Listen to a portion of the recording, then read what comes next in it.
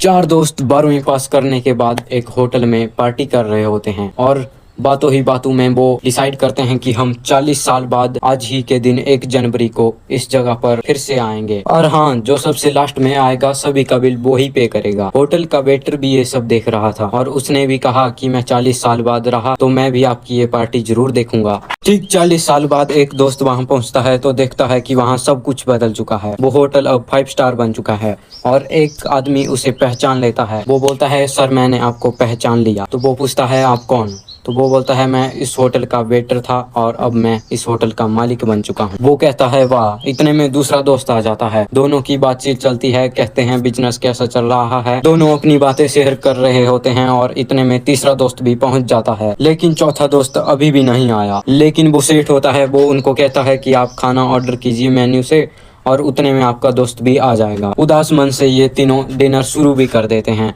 और डिनर खत्म भी हो गया पर विकास नहीं आया। जैसे ही बिल देने की बारी आई तो उन्होंने कहा कि विकास बहुत बड़ा आदमी बन गया है और वो हमें इग्नोर कर रहा है तो बिल हम ही दे देते हैं।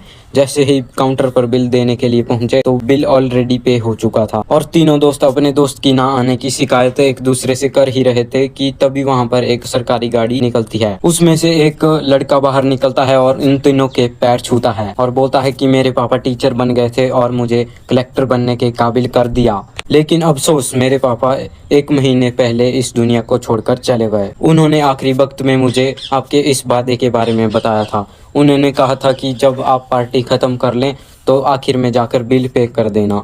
लड़का हाथ जोड़कर बोला कि मेरे पापा इस दुनिया में नहीं रहे, उनका वादा मैं पूरा करने आया हूँ। और वो नम आंखों से अफसोस करते हैं कि हम 40 साल बाद ही क्यों मिले, 40 दिन बाद क्यों नहीं मिले। तो अपनों से हमेशा मिलते रहिए इससे पहले कि कोई अपना ये दुनिया छोड़कर चला जाए।